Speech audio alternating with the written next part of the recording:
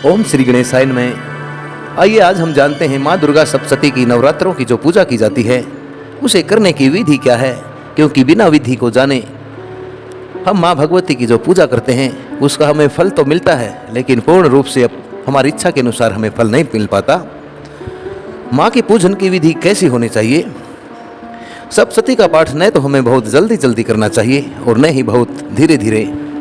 पाठ करते समय हमें एक ही आसन पर निश्चित होकर बैठ जाना चाहिए।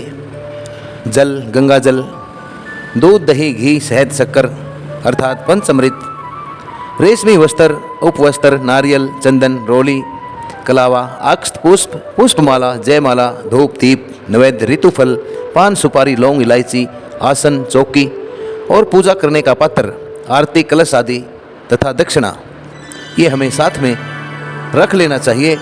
और जानते हैं कि माँ दुर्गा चंडी के पाठ का फल क्या होता है। पाठ करते समय शरीर, वस्त्र और आसन शुद्ध होना चाहिए। आसन या तो घास का, कुश का या फिर ऊन का होना चाहिए तो बड़ा श्रेष्ठ है। इसके साथ ही हृदय भी शुद्ध और भावना से पूर्ण हो जावे। मन में किसी के प्रति भी बुरी भावना नहीं होनी चाहिए। दूसरों की निंदा, झूठ, कड़वी वाणी न बोलें। खान पान में नियम, शुद्धता और सात्विकता का ध्यान रखें। बासी, बारी, झूठा और दूसरों के घर का भोजन न करें। नवरात्र के पाठ में 9 दिन ब्रह्मचर्य व्रत धारण करें। नास्तिकों, दुष्टों, गौ ब्राह्मण से द्वेष रखने वालों का संग नहीं करना चाहिए। दिन में सोना और चारपाई पर भी सोना वर्जित है। काम, क्रोध, लोभ और मोह से भी बचें। जगदम्बा भगवती चंडी की मूर्ति, चित्र या पुस्तक का विधि पूर्वक पूजन करें और इन्हें कुछ ऊंचे पूजा के स्थान पर स्थापित करें। किसी इच्छा की पूर्ति के लिए पाठ करना हो तो विधि का पालन करना चाहिए। निष्काम पाठ के लिए अर्थात बिना किसी विशेष इच्छा के जब हम पाठ करते हैं तो उसके लिए विधि विधान की उतनी आवश्यकता नहीं होती। मोटे रूप में इस बात का ध्यान रखें कि कुछ भी न करने से कुछ करना ही अच्छा होता है। इस प्रकार से माँ भगवती चंडी के पाठ का फल बहुत शीघ्र, अति शीघ्र मिलता है। ओम श्री गणेशाय नमः। आइए श्री दुर्गा कवच करते हैं।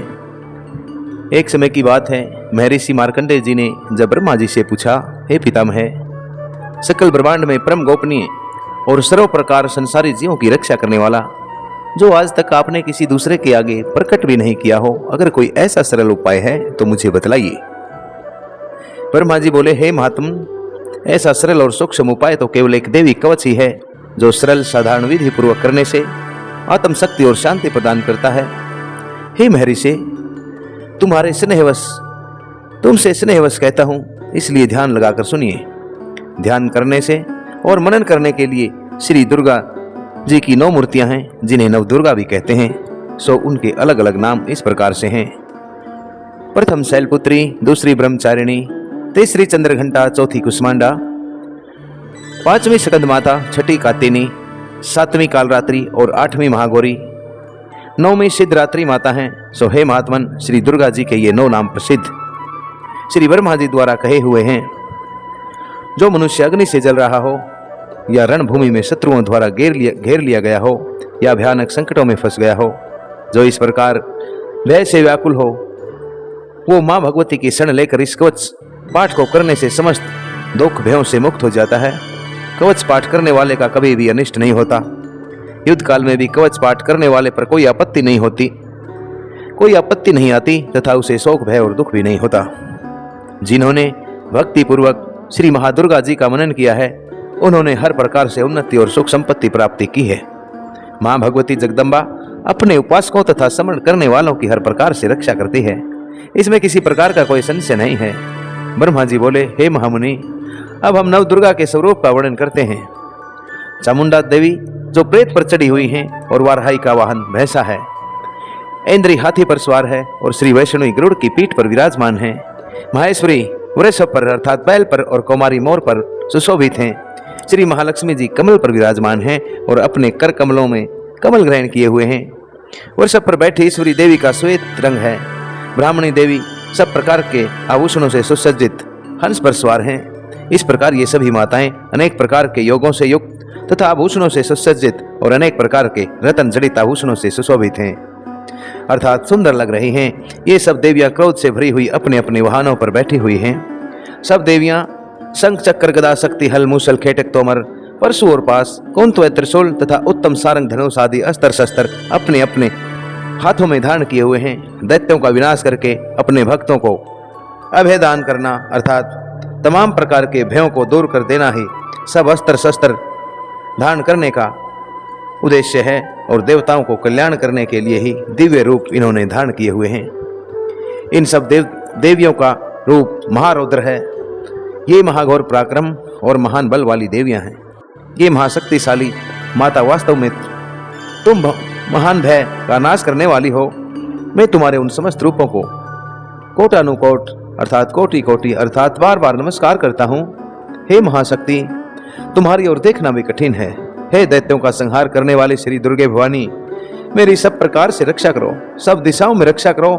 पूर्व दिशा में इंद्री अर्थात इंद्र शक्ति मेरी रक्षा करे, अग्निकोण में अग्नि शक्ति और दक्षिणी दिशा में वाराही और नृत्य कोण में श्री खड़ग धारिणी माता मेरी रक्षा करे। पश्चिम दिशा में वरुण शक्ति और वायु कोण में मृग पर सवारी करने वाली देवी मेरी सब प्रकार से रक्षा करे। उत्तर दिशा में कौमारी और ईशान कोण में त्रिशूल धारिणी शूल धारण करने वाली महामाया रक्षा करे। ब्राह्मणी मेरे ऊपर की ओर से, वैष्णवी देवी मेरे नीचे की ओर से मेरी सब प्रकार से रक्षा करे। इसी प्रकार मुर्दे पर सवारी करने वाली चामुंडा देवी दसों दिशाओं में हर प्रकार से रक्षा करे।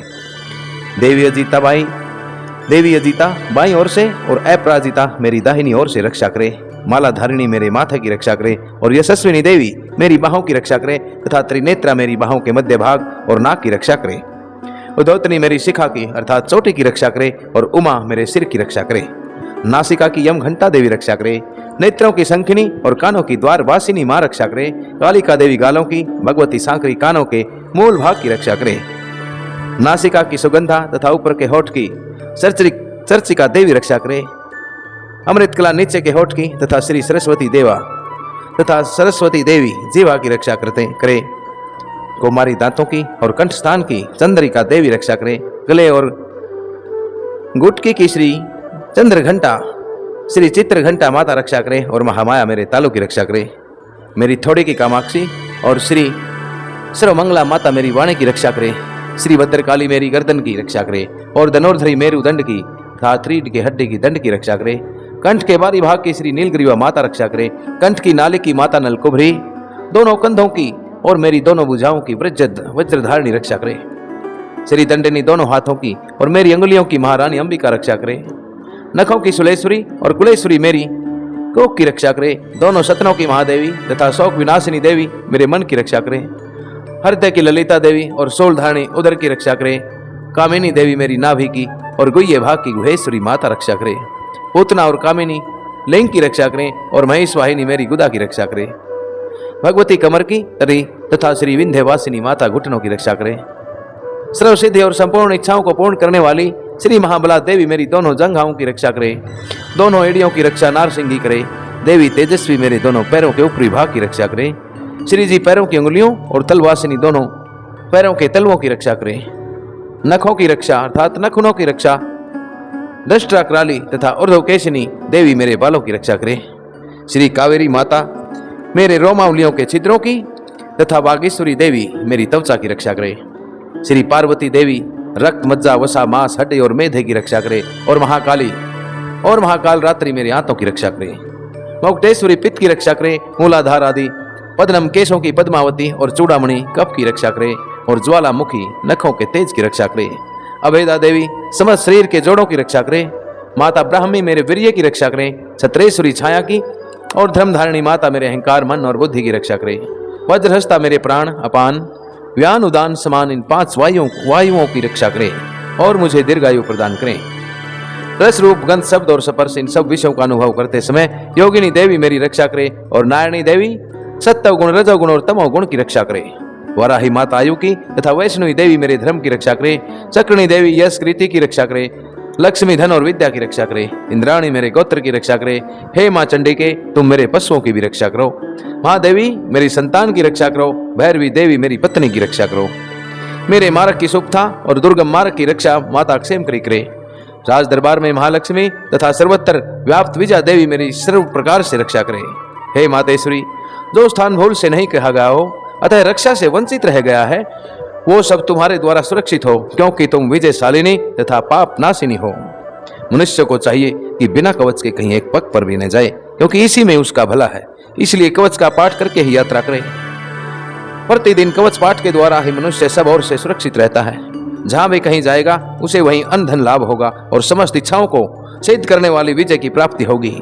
वह जिस जिस स्थान की इच्छा करता है वो अभीष्ट वस्तु उससे निश्चित रूप से प्राप्त भी हो जाती है। वह मनुष्य इस भूलोक में अतुल्य परमेश्वर्य को प्राप्त करता है। इस कवच के द्वारा जो मनुष्य सुरक्षित होता है वह हर प्रकार से निर्भय हो जाता है। उसे कोई संग्राम में पराजित नहीं कर सकता और वो तीनों लोकों में पूजनीय हो जाता है। श्री महादुर्गे का यह कवच देवताओं को भी दुर्लभ होता है। जो प्राणी प्रतिदिन विधि विधान से यत्न पूर्वक प्रातःकाल, दोपहर और सायंकाल को श्रद्धा के साथ कवच का पाठ करता है उसे देवी शक्ति और देवी संपत्ति प्राप्त होती है तथा वह पुरुष कहीं भी पराजित नहीं होता। वह काल मृत्यु से रहित 100 से भी अधिक वर्षों तक जीता है। उसका शरीर समस्त रोगों से बच जाता है, अर्थात कवच पाठ से लूता और फोड़े फुंसी समस्त रोग नष्ट हो जाते हैं। इस पृथ्वी पर मोहन मारण इत्यादि अभिचारिक जितने प्रयोग होते हैं, इस प्रकार के जितने यंत्र मंत्र हैं, वे सब इस कवचधारी मनुष्य के आगे नष्ट हो जाते हैं। पृथ्वी पर घूमने वाले आकाशचारी, जल से प्रकट होने वाले, उपदेश मात्र से सिद्ध होने वाले भूत प्रेत आदि, जन्म के साथ प्रकट होने वाले देवता, कुल देवता, माला, डाकनी, शाकनी तथा अंतरिक्ष में घूमने वाली अत्यंत बलवती भयानक चुड़ैलें, ग्रह, भूत, पिशाच, गंधर्व, राक्षस, ब्रह्म राक्षस, बेताल, कुष्मांड और भैरव आदि अनिष्ट करने वाले देवता भी कवचधारी मनुष्य को देखते ही भाग जाते हैं। कवचधारी पुरुष को राज दरबार में सम्मान और उन्नति की प्राप्ति होती है। यह कवच मनुष्य के तेज को बढ़ाता है और अति उत्तम है। इस कवच का पाठ करने वाले की इस धरातल पर, इस भूमि पर यश कीर्ति सब जगह फैल जाती है। प्रथम इस कवच का पाठ करके उसके पश्चात दुर्गा सप्तशती का हमें पाठ करना चाहिए। इस प्रकार पाठ करने वाले पृथ्वी और आकाश तथा वन पर्वतों के समान स्थिर हो जाते हैं और उनके पुत्र पौत्र संतान आदि परंपरा बनी रहती है। देहांत होने पर भगवती महामाया की कृपा से ऐसे पुरुष परम पद को प्राप्त होते हैं जो कि देवताओं के लिए भी कठिन है। वे सुंदर दिव्य रूप धारण करके कल्याण में भगवान शंकर के चरणों में लीन होकर परम पद को प्राप्त होते हैं। अब प्रभु कृपा करो यही भांति, सब तजी भजन करो दिन राति, इति देवा कवचम संपूर्ण। अर्थात निचोड़ में बात कहें तो सबसे पहले प्रथम दुर्गा कवच का पाठ करना चाहिए। उसके बाद हमें दुर्गा सप्तशती के अगले पाठों के पढ़ना और करना चाहिए। इन्हीं शब्दों के साथ आप सभी को नरेंद्र कौशिक की जय माता दी, जय माता दी, जय माता दी। सनातन धर्म के प्रचार और प्रसार के लिए कृपा चैनल को सब्सक्राइब अवश्य करें। सुनते रहें, सुनाते रहें। सभी को जय माता की, जय माता की, जय माता की।